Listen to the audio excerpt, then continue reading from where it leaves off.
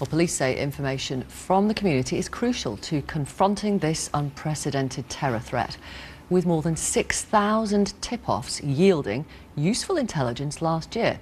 So, if you saw some suspicious behaviour, would you feel confident reporting it to the police?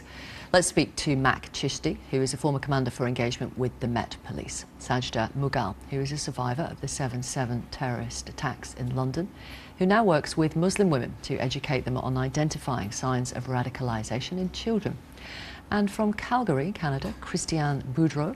Christian's son became radicalised and flew to Syria back in 2012. He was killed soon after, and Christian now campaigns against online radicalisation propaganda. Welcome all of you, and thank you for your patience. Mac, a fifth of reports from the public producing intelligence, the UK counter-terrorism policing tells us, which is helpful to them. What do you think of this further call to action today? I think it's absolutely necessary and needed.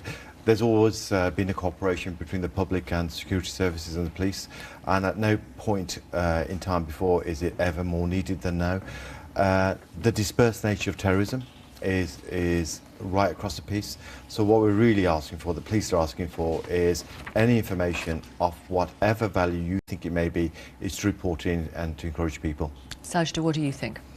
I think it's a good initiative. It's an initiative that is needed. However, I don't want us to be complacent in terms of being reliant on this initiative to defeat terrorism. I don't think there's a suggestion that it's just this. Okay. But the police say, for example, they foiled 10 Islamist plots, 4 right-wing terror plots in 2017, and that wouldn't have been possible without relevant info from the public. I agree. It wouldn't have been possible if we hadn't had that from the members of the public.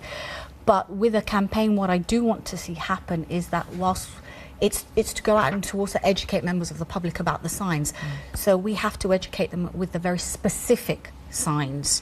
So I would hope that the marketing, the posters, the leaflets or whatever have you that go out, or the TV adverts, are very specific in terms of what they tell members of the public. I don't want this in any way to whip up hysteria, and I'll give you an example. So only yesterday in The Guardian an article came out in terms of NHS workers reporting in patients who said they were going on pilgrimage. So I don't want that type of approach to happen here, because in effect that could create tensions with BAME communities, specifically the Muslim community. However, a good initiative, just I want us to be very specific in the marketing campaign. Well, it's not that specific. This is what the quote says. If you see or hear something unusual or suspicious, trust your instincts. Which, Mac Chishti, if you didn't like the look of someone, you report them? Yeah, I've got a slightly different view to Sajda here in relation to being specific. I don't think you can be, because if you have a look at the whole trail of cases that we've dealt with, all the plotted attacks, they've had very different dynamics to them. So what we don't want to be able to do or is consign people to a specific set of lists. It's how you feel. If you feel that something's disturbing or it's not quite right, what the police are saying is report it in. Don't feel that you're wasting time. Don't feel that you're going to feel silly about it. Report it in. And as we saw, 30,000 last year, 6,000 of which were actionable, and that's a real credit to the public.